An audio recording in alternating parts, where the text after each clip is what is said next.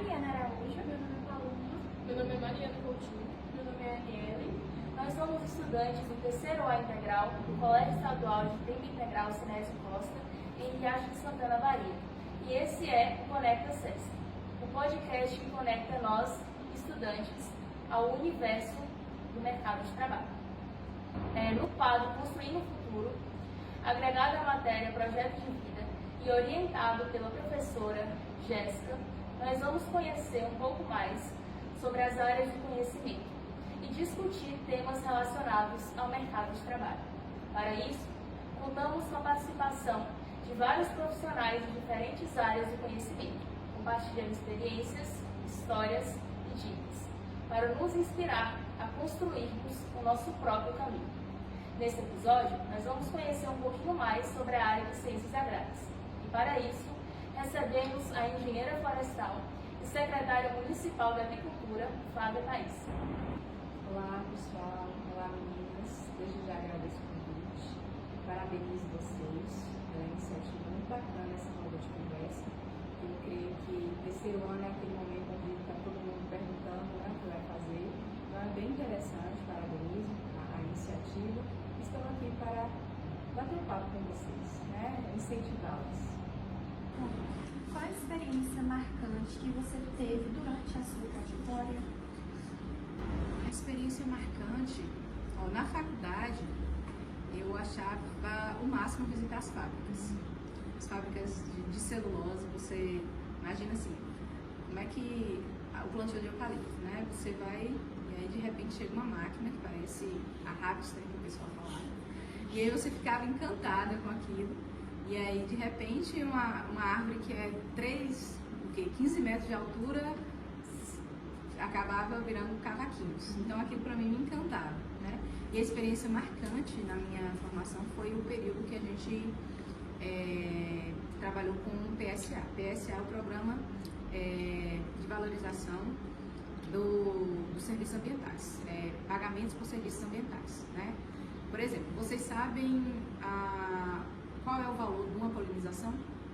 O valor da fabricação da água, o valor da fabricação do gás carbônico, né? Então, assim, quem faz isso são serviços ambientais ofertados pela natureza, ofertados pela abelha, ofertados pela árvore. Então, assim, as árvores, né, o plantio de árvores, a qualidade da água. Então, isso me encantava porque, assim, caramba, como é que sou muito ligada a Deus, assim, e você fica mais encantada ainda com, assim, a gente está tentando valorar aqui, né, no papel, um serviço que é base. A polinização é base para ter vida. Se você não tem a polinização, você não tem alimento. Então, assim, foi de encantar porque foi na APA do Pratigi, um local muito bonito também, é uma área de preservação ambiental, e foi um período onde você tem a certeza de que fala assim, realmente, se a gente não tiver o ambiente ali, principalmente ele preservado, a gente não tem vida. Então foi uma experiência muito bacana, que hoje a gente tem a oportunidade de algumas vezes conversar com os nossos agricultores a respeito. E durante a minha trajetória dentro da secretaria, eu acho que o desafiador e o mais encantador é a nossa exposição. É a agropecuária que a gente faz todo ano, que é assim, muito cansativo, mas no final é algo bem bacana porque se reúne, né? A parte da agricultura familiar, a parte da pecuária nossa que é legal e a parte da cultura. Então, assim, o resultado é muito bonito. Então, é algo que é bem bacana. É algo que engloba tudo e acaba dando como pode dizer, um resultado muito bom para a nossa cidade. É algo que valoriza bastante. E trabalhar também com a agricultura familiar, o que eu já mencionei a vocês, né? O nosso agricultor ele é muito receptivo.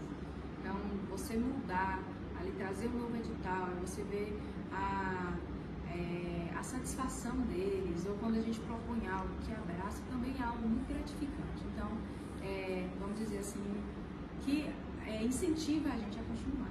Dando seguimento às perguntas, eu gostaria que você falasse em poucas palavras o que faz o engenheiro florestal. As palavras. O engenheiro florestal, o foco maior é a silvicultura, a produção de floresta plantada para a finalidade comercial, ou celulose, né, ou produtos derivados da celulose. Entra a parte de móveis também, a gente tem a parte de trabalhar para algumas espécies para a movelaria, né, a indústria moveleira. Tem a parte da silvicultura, a engenharia do inventário florestal e da sustentabilidade. Então, é o tripé da engenharia florestal que eu considero esse, né?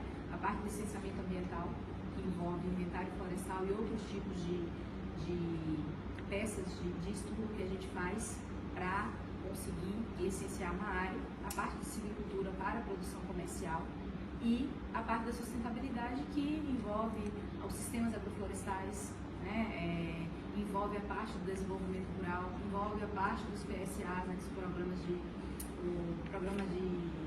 pagamento, os pagamentos por serviços ambientais. Então, assim, eu acredito que a engenharia florestal é uma ciência, é uma parte das ciências agrárias, onde você pode englobar a parte produtiva e também da sustentabilidade e onde dá suporte para a parte de licenciamento ambiental. Qual foi a experiência mais estranha ou engraçada que você vivenciou na sua profissão? Teve várias, porque a engenharia florestal é a engenharia do perrengue, né? De alguns. A gente estava fazendo um inventário florestal em Itacaré. Período chuvoso, a gente pegou a planilha, né, a cadernetinha de campo e descemos para fazer esse inventário. O inventário você vai bem cedinho para catalogar todas as espécies, né, todos os indivíduos arbóreos que estão naquela região a uma determinada altura, aí você mede uma por uma. A gente passou o dia todo aferindo, né, medindo cada árvore e tal, e aí de repente, essa foi a que você para assim, eu não quero mais saber disso nem a pau. Aí quando a gente subiu, era uma área de serra, a gente desce, a gleba tinha declividade, aí quando chegou lá embaixo, e aí a gente teve que voltar, subir, quando chegamos cá, o motorista tinha esquecido a gente. Aí foi o perrengue de caçar celular e tudo mais, e aí você fala, nunca mais eu vou fazer isso, nunca mais, eu não quero mais isso. E o melhor de tudo foi quando chegou, a gleba estava errada. Meu Deus! Essa ficou assim para a história, né? Mas aí a gente, como era uma vegetação muito próxima, a gente era errada, mas passou a ser a certa, né? O que ficou essa daí. Mas acho que foi o dia assim, que eu mais questionei de ter feito engenharia florestal, foi esse. Né? Mas ficou marcado. Teve outras também, de andar para a parte da Chapada Diamantina, que a gente já fez também no PET. O PET é um programa bem legal, e a gente foi na Chapada Diamantina para estudar as vias de socorro, né? É um parque nacional, né? É uma área de preservação, mas a gente ficou de entregar para o parque, como é que, por exemplo, se uma pessoa se machucasse numa cachoeira daquela, qual seria a saída? Então, a gente andou para conhecer uma cachoeira chamada de Águas Claras. E a gente saiu 5 da manhã, a gente andou para ver uma cachoeira desse tamanho, assim. E tinha um chorinho de água, eu falei, não acredito. E aí depois tivemos que andar o trajeto todo de volta. Fica a dica, se for na Chapada, escolha qualquer outra trilha, menos essa, né? Não é tão atrativo, mas são perrengues, assim, né? Desse tipo. Uhum. Bom, e para finalizar, eu gostaria que você compartilhasse com a gente como você vê o futuro da área. A engenharia florestal, eu vejo que, por ser uma área que abre muitos leques, ela tem a possibilidade, né, é uma área, como eu já disse, desde lá da década de 50, na verdade a engenharia florestal ela estava ligada à engenharia agronômica. Né, a faculdade que eu fiz mesmo em Cruz das Almas foi a primeira faculdade de agronomia do país, desde a época do Império. Então, desde a época de João Paulo, lá no Império, né, a faculdade já existia. Foi a primeira se eu não me engano, também da América Latina, para vocês terem uma ideia. Deus. Então, teve assim, sempre foi a área de silvicultura estava ligada à área de agronomia. E aí, depois de um período, né, da década de 50, lá, começou a ter realmente só algumas faculdades de engenharia florestal no sul do país e na região de Minas, né? E de lá para cá chegou também em outras áreas do Brasil. Então, assim, a engenharia florestal eu vejo ela como muito necessária, né? Como eu já citei, para a fabricação de papel, né? Para remédios que precisam de celulose, parte alimentícia que precisa de celulose, você precisa da plantação, né? de florestas em pé. E não só essa parte produtiva para a parte de produção, né? Produção econômica, mas também para a parte ambiental. Né? O PSA, como eu já citei aqui, ele encanta os olhos, né? É o sistema de pagamento por um serviço que quem oferece é a natureza. Né? Então, assim, eu vejo como uma engenharia, que ela pega toda a grade de fato da engenharia, como a ciência agrária, que é necessária tanto para a parte produtiva quanto para a área de sustentabilidade. É uma área muito ampla e necessária, né? Isso, exatamente. Bom, Flávia, agora que a gente teve um conhecimento amplo sobre a questão da profissão de engenharia agrária, foi muito interessante saber sobre essas coisas. Eu tenho certeza que despertou para a gente muito curiosidade para saber mais, para querer aprofundar mais. Eu mesmo gostei bastante de saber muitas coisas que eu não tinha conhecimento. E agora a gente vai para o quadro Mito ou Verdade, que eu vou falar algumas afirmações e aí você vai dizer se é mito ou verdade. Certinho. Adicionar mais fertilizante sempre aumenta a produtividade da lavoura? Mito ou verdade? É um mito, gente. Não significa, igual, vamos supor, né? A planta necessita ali de alguns nutrientes base. São nutrientes e micronutrientes. Eu costumo dizer assim, que a mesma nutrição humana. Para a gente se manter bem, a gente precisa de uma alimentação equilibrada. Mas vamos supor, se você consumir muito ferro, muito ferro, muito ferro, muito ferro, seu intestino, né, seu corpo, seu organismo não vai reagir bem. Da mesma maneira, a planta. Além da planta, tem a questão do solo. Quando você aplica fertilizante demais, você acidifica o solo. Aí você vai ter um problema muito mais grave do que a falta de nutriente. Porque a acidificação do solo é mais difícil de ser corrigida do que a própria falta de nutriente. Então, é um mito. Né? Tem que ser na dose certa. Igual a gente toma vitamina, né? Tomar vitamina demais não vai sobrecarregar o fígado, né? E outros órgãos. Da mesma maneira, as plantas. Né? Sim, faz muito sentido. Vou para a próxima. Gotejamento é o sistema de irrigação mais eficiente para qualquer cultura? Mito ou verdade? O gotejamento está mais... Eu costumo dizer que está mais relacionado em relação à disponibilidade de água. Né? E o gotejamento, para algumas culturas, vai muito bem. Eu diria que eu colocaria mais como mito, porque não são todas que vão muito bem com o gotejamento. Tem áreas, por exemplo, quando a água é muito salobra, né, tem uma quantidade de sais maiores, né, algumas culturas que de fato tem que ser o gotejamento. Mas tem outras que só o gotejamento, a quantidade de água que é disponibilizada é pouca. Né? Então, não necessariamente tem que ser o gotejamento para todas as culturas. Né? Inseticidas naturais são sempre mais seguros que os sintéticos? Mito ou verdade? Sim, são sempre mais seguros. Mas como a gente costuma dizer, a parte orgânica ela é muito interessante porque, assim, né, a gente sabe que agrotóxicos estão atribuídos, né, a doenças, né, acúmulo de agrotóxicos podem trazer danos à saúde, mas ao mesmo tempo, para algumas culturas, vamos dizer assim, é um mal necessário. Vamos supor, a gente trabalha mesmo com maracujá, é um plantio convencional. Então a gente trabalha muito com a questão da prevenção. A prevenção de doenças porque é um cultivo comercial.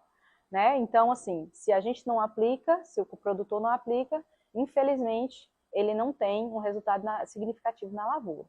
Mas em relação à segurança, sim. Os naturais são sempre mais seguros do que os industrializados, né? As substâncias que vêm, os carbamatos, os fosfatados, né? São mais nocivos à saúde. Agora vamos para a última. A água de reuso retratada pode ser usada na irrigação agrícola? Mito ou verdade? É verdade e deve, na verdade, né? É uma maneira de ser sustentável. até para um produtor, se ele conseguir reutilizar a água que vem, por exemplo, de uma lavagem de roupa, de uma lavagem de louça, ele consegue aplicar sim na agricultura, né, na parte de produção. Depende do uso da água. Tem alguns usos que a gente não recomenda, por exemplo, da parte de sanitários, porque tem a contaminação, são águas contaminadas com coliformes fecais, então diretamente se você pegar aquela água e levar para uma lavoura, ela pode ser contaminada também. Mas com tratamento, qualquer água, ela pode ser reutilizada e na verdade, ela deve ser reutilizada. É um recurso tão importante, tão, vamos dizer assim, já racionado para a gente. Então, o máximo que a gente puder fazer para reutilizar e aproveitar esse recurso, melhor para a gente.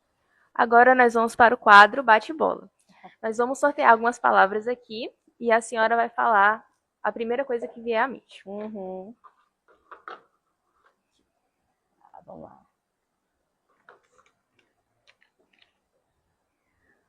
Uma conquista. Gente, nesse caso, pessoal ou profissional? Profissional? O próprio diploma da gente é uma conquista.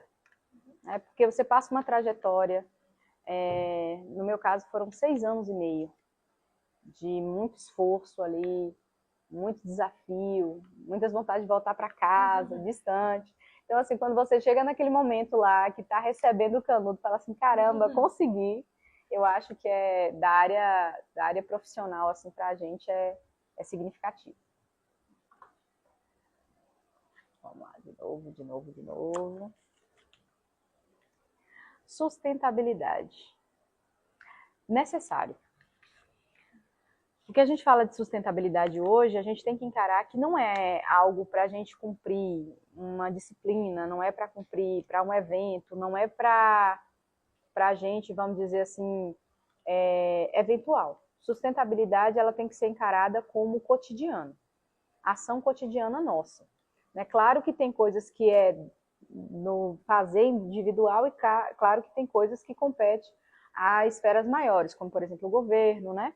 Mas assim, a sustentabilidade hoje é vista como necessária, é nossa garantia de sobrevivência e cada vez mais é algo gritante, né? Que a gente precisa. Agora para finalizar, mais uma. Vamos lá. Objetivo. Vamos lá.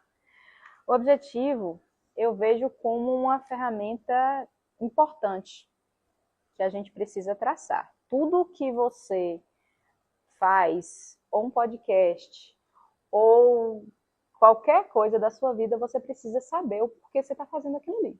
Você tem um objetivo, né? Então, encarar esse objetivo, traçar ele, determinar ele, falar, não, é isso que eu quero, é fundamental. Então, assim, é algo que a gente precisa deixar bem estabelecido, né? E por fim, que conselho a senhora daria para alguém que deseja cursar esse mesmo curso ou seguir pela área de ciências agrárias? Rapaz, que a pessoa esteja segura, que gostar da área, principalmente rural, né? Eu falo não só engenharia florestal, falo das ciências agrárias como si, né? Agronomia, zootecnia, tem que gostar de bicho, tem que gostar de planta, tem que gostar de gente. A área rural, ela trabalha muito a parte de extensão. Você não está preparado, não quer lidar para explicar mais de uma vez, mais de 2 vezes, de uma linguagem simples, para que sua mensagem seja transmitida. Então, eu acho que isso não só para engenharia florestal ou ciências agrárias, isso para qualquer área. É bom repensar e procurar uma área que você não lida com gente. Porque todas as áreas que têm necessidade, você precisa ter esse respeito pelo próximo. E a engenharia florestal, as ciências agrárias, lida muito com a questão de extensão rural, né? E aí você vai pegar produtores, agricultores, que já têm uma vivência, já têm uma vida ali, que tem experiência. E essa experiência ela também é rica da mesma maneira que a sua que passou pela universidade. Se parar para pensar, é a mesma coisa, só que em linguagens diferentes. Quando ele vai falar lá da fase da Lua, na faculdade você vai aprender de uma outra forma, mas se parar para pensar, são coisas que batem, né? O conhecimento empírico, ele me enche os olhos também, né? Um conhecimento que, imagine aí, uma pessoa que nunca pisou o pé na faculdade, e ela sabe fazer ali de uma forma, de uma ciência que ela aprendeu de pai para filho ao longo do tempo, que dá certo, né? Talvez precisar ajustar a técnica, mas que dá certo. Então, assim, gostar de perrengue também, porque é uma área que você vai voltar sujo para casa, isso é certeza, que vai ter o desgaste físico, né? O estresse é normal de qualquer área, mas a parte agrária, o físico é certeza. Então, assim, mas ao mesmo tempo é bacana, né? É satisfatório. Então, a gente gostaria de agradecer a presença da senhora e as suas contribuições para esclarecer mais sobre a sua área e também sobre as ciências agrárias. Muito obrigada pela participação. Eu agradeço. Muito obrigada, meninas. Oi,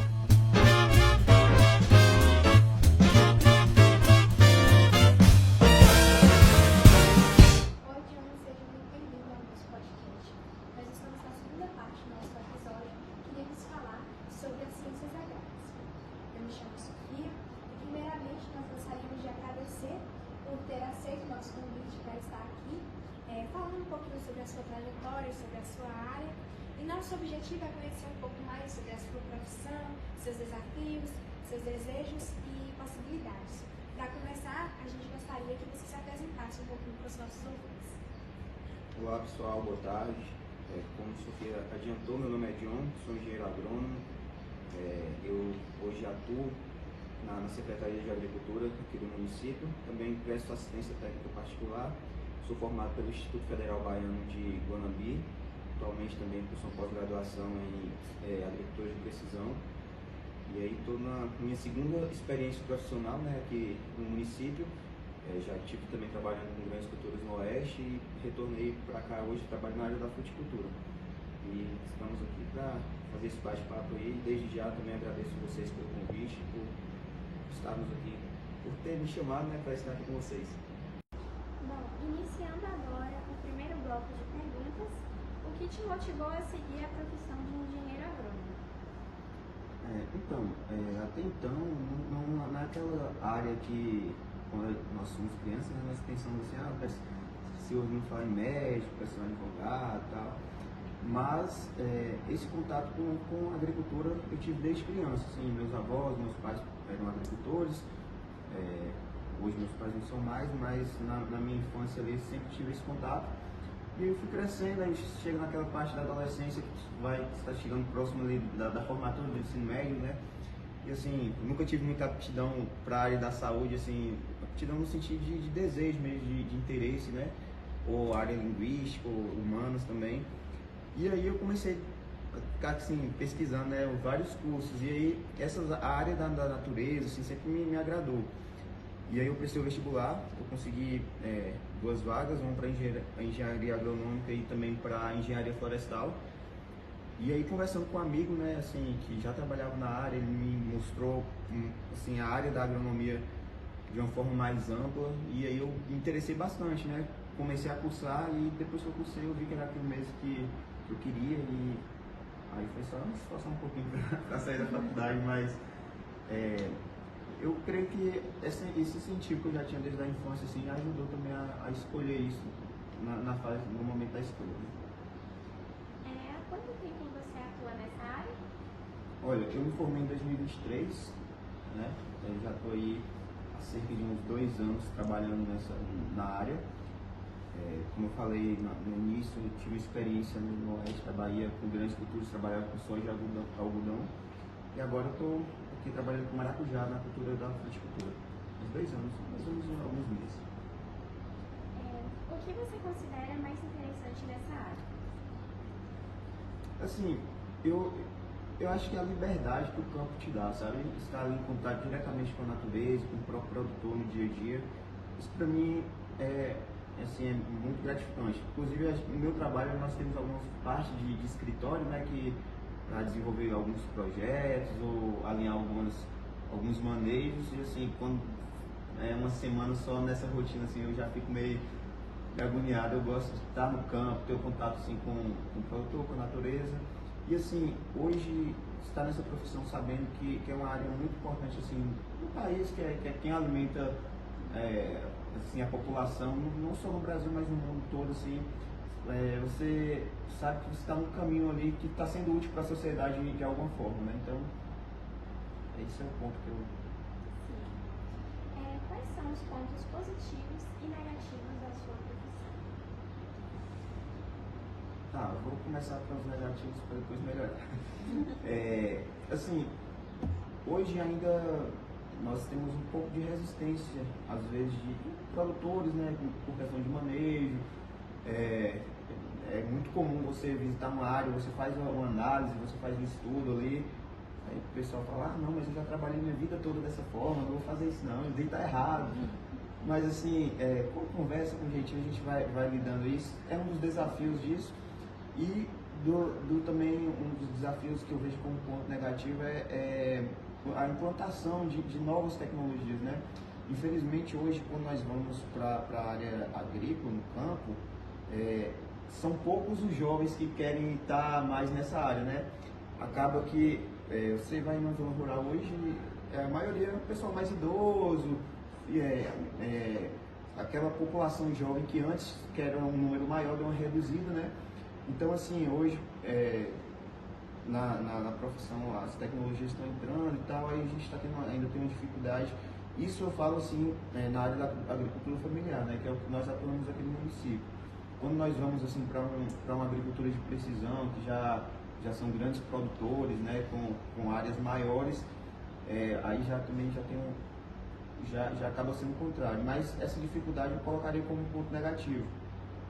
Outra também é a valorização da profissão, né, que acaba, justamente por isso, o pessoal fala, não, eu sei plantar, plantei minha vida toda e tal, aí acaba não procurando o profissional da área para, assim, logicamente, aquilo que você plantar, você vai nascer, mas, assim, nós trabalhamos visando uma lucratividade maior, uma produtividade maior para o produtor. E o ponto positivo que eu vejo na agronomia é que é uma área muito ampla. Desde quem gosta de trabalhar com pesquisa, quem gosta de laboratório, quem gosta da área de campo, pessoal que quer sala de aula. Então, assim, é uma área que te dá uma liberdade muito grande naquilo de onde você quer atuar. Não é algo bem específico. Então, assim, como eu falei, hoje tem um leque de escolhas que nos possibilita isso. E foi uma das razões, né, que eu escolhi também essa carreira. Então eu vejo isso como um ponto muito positivo na profissão. Certo, muito obrigada. Bom, nós chegamos agora para o segundo bloco de perguntas. Em poucas palavras, o que faz um engenheiro agrônomo? Então, nós trabalhamos a engenharia agronômica, muitos vêm falando também agronomia, tem a parte da engenharia e tem a parte da agronomia, que é a parte da agricultura, né? Aquilo que nós aplicamos em campo. Mas assim, nós desenvolvemos o projeto para o produtor desde a parte do manejo de plantio, de adubação, é feito um estudo do solo ali também, um diagnóstico do que aquele solo precisa. O engenheiro agrônomo ele atua também na parte de pesquisa, desde cultivares resistentes a algumas doenças, resistente a pragas, produtos, insumos agrícolas, adubação, toda essa parte nós trabalhamos. A parte de manejo de irrigação também, para áreas irrigadas, o cultivo também em manejo de sequeiro, né? Como trabalhar assim, uma melhor forma possível que venha aproveitar a água, mesmo em pouca quantidade. Então assim, é um leque que é gigantesco também. O agrônomo ele atua na área comercial, aqueles agrônomos que eles atendem produtores, né, que vendem produtos, vendem sementes, que hoje assim, o mercado de insumos da parte defensiva, como adubos foliares, sementes, é um mercado que movimenta bastante a economia também, então você pode atuar nessa área. E tem diversas outras que eu acho que, algumas que eu até não me lembro, outras que, se fosse falar também, estenderíamos um pouco. Mas é isso. Em relação à faculdade, como foi o seu período de faculdade e início da sua atuação como engenheiro? Então, a faculdade, quando eu cheguei assim, o início foi um pouco desafiador. Infelizmente, eu me formei no ensino médio com um estilo de estudo. Quando eu cheguei na faculdade eu tive que adotar outro método. Por exemplo, no ensino médio eu captava muitas coisas, prestando atenção na aula, e ali alguma coisa que eu tinha dúvida e tal, e tirava uma dúvida, eu conseguia sair bem nas provas. Eu fui fazer isso no primeiro semestre na faculdade, a primeira prova eu falei, não dá certo fazer mais isso, tem que ter uma dedicaçãozinha a mais. Foi até pegar esse hábito mesmo de estudar, porque a gente acaba tendo que se esforçar um pouquinho a mais, aprofundar um pouco mais, teve essa dificuldade.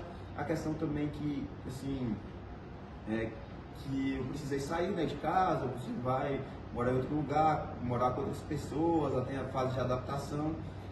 E, assim, eu também no meio da faculdade teve o período de pandemia, né, que aí parou tudo. Aí nós voltamos às aulas remotas, né? Inclusive eu até atrasei um pouco a minha formatura por isso, porque no período de pandemia a faculdade parou e eu comecei a trabalhar em uma área avulsa que não era da agronomia. Aí quando voltou eu estava trabalhando, então aí eu falei, não, peraí, eu vou terminar assim a jornada que eu tinha.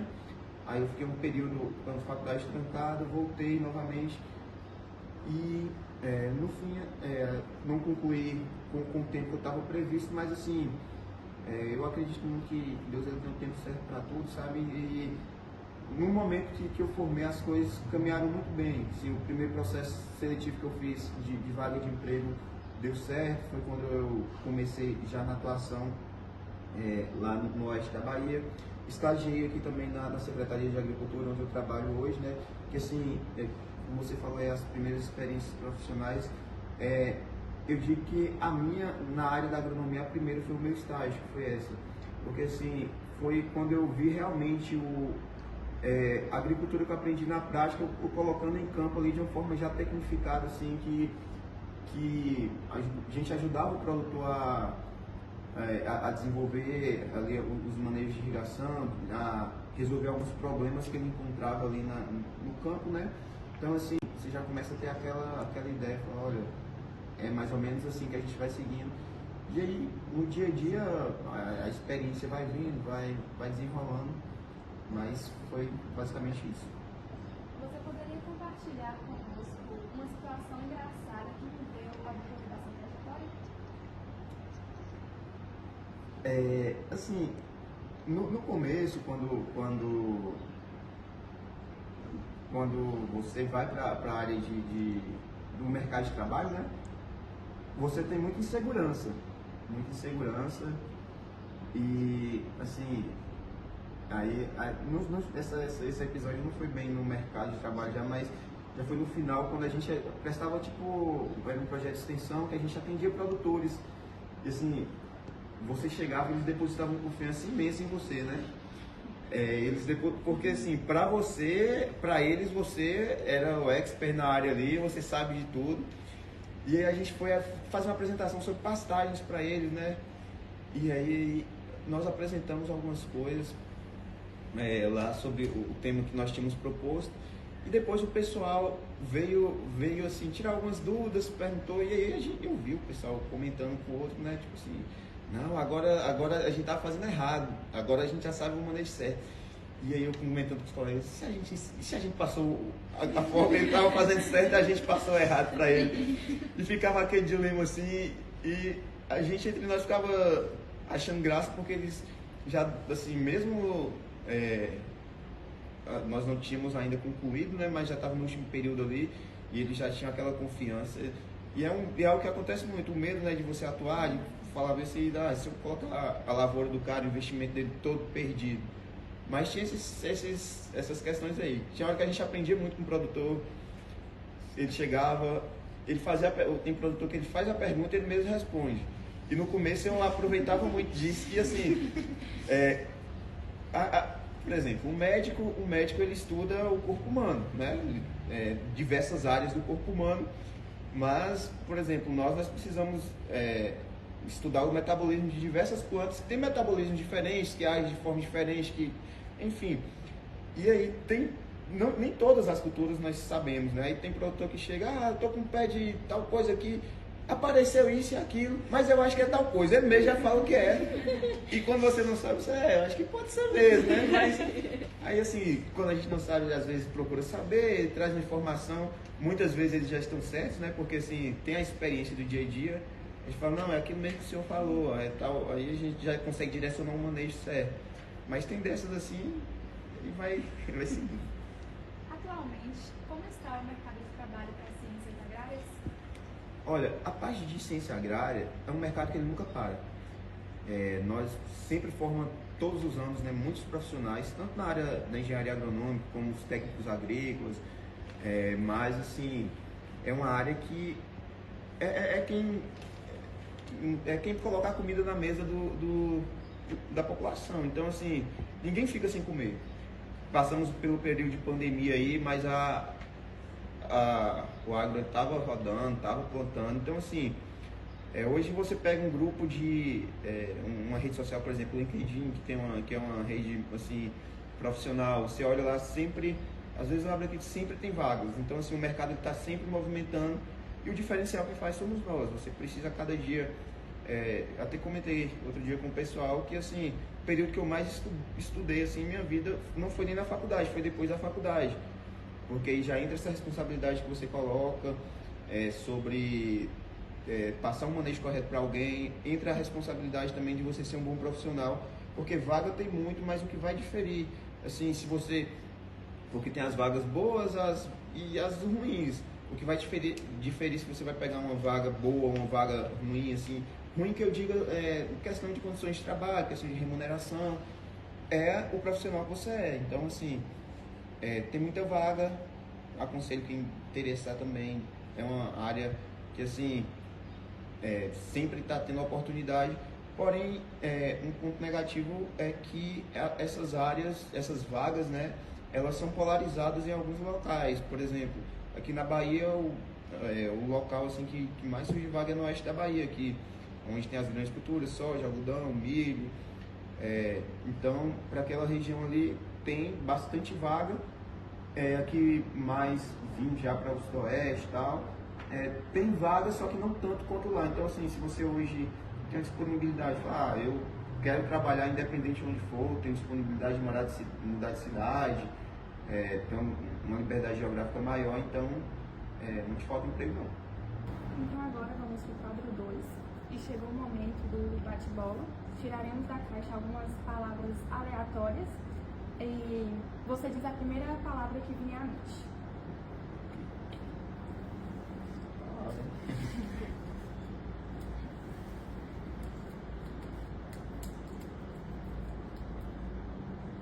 Redes sociais. Acho que é importante hoje em dia. Importante e não vejo nenhuma palavra específica assim à mente, mas eu vejo algo sabendo usar hoje é bem fundamental para todas as áreas, inclusive.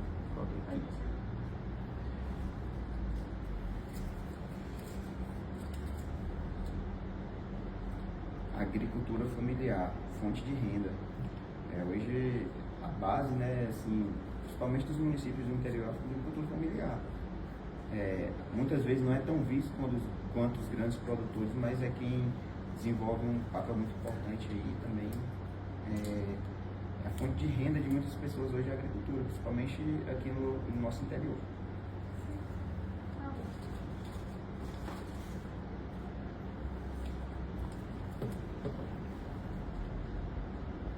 Disciplina, essencial, é a fonte de tudo, o que te faz alcançar voos mais altos e é isso. Para finalizar, nós gostaríamos de perguntar que conselho você daria para alguém que deseja seguir a área, deseja seguir essa carreira na engenharia agrônoma e nas ciências agrárias?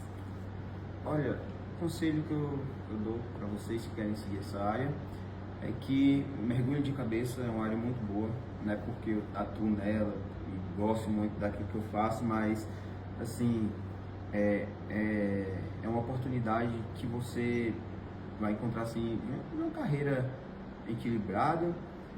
É uma área que hoje em dia, assim, como eu falei na resposta, na pergunta anterior, se você for um bom profissional, se dedicar bastante assim também, e ter a disciplina, né, que é essencial, você não vai passar fome, dá para você sobreviver. E assim, a dedicação, outro conselho que eu dou é foque bastante nos estudos, aproveite o máximo o período de faculdade ou de curso, porque assim, hoje eu me arrependo de algumas áreas na minha faculdade que eu falo, pô, poderia ter dedicado mais ali, alguns professores que são referência em algumas áreas, até que eu atuo hoje, que você fala, não, dava para eu ter extraído mais um pouquinho ali, embora essa falta a gente sente mais depois, mas assim, é uma área que bastante flexível, que te dá uma liberdade muito grande, e o conselho que eu tenho é só para seguir, inclusive vocês vão para essa Enem, se quiser ir para agronomia, recomendo bastante, e também me colocar à disposição ao que o pessoal precisar, para tirar alguma dúvida, para eu poder auxiliar em algo, ou ajudar também acerca de algo da profissão também, estou à disposição. Infelizmente, nós chegamos ao fim de mais um episódio do nosso podcast, o SESC Conecta, e nós queremos te agradecer, João, pela presença, por estar aqui tirando algumas dúvidas e compartilhando um pouco do que você sabe conosco. Nós queremos te agradecer pela presença e, para encerrar, conte o que você achou, dessa entrevista que a gente fez com você. Mais uma vez eu agradeço vocês também, né, pelo convite, obrigado por me procurar também, para estar aqui. Espero que eu tenha conseguido contribuir com alguma coisa para vocês. E, sim, fiquei um pouco tímido por estar gravando assim, mas foi muito produtivo, foi bem legal, bem dinâmico também. E fiquei feliz também pelo convite. E é isso. Muito obrigado. Nós que agradecemos. E obrigada a você também, ouvinte, que nos acompanhou até aqui. Fiquem ligados nos nossos canais, porque vem muitas novidades por aí. Até a próxima, pessoal. Podcast SESC Conecta, onde sua voz tem vez. Ei, Flávia. Fala aí, Flávia. Eu vou todo jeito aqui, ei, Flávia. Os pontos positivos e negativos da sua previsão. Flávia? Flávia, olha pra câmera.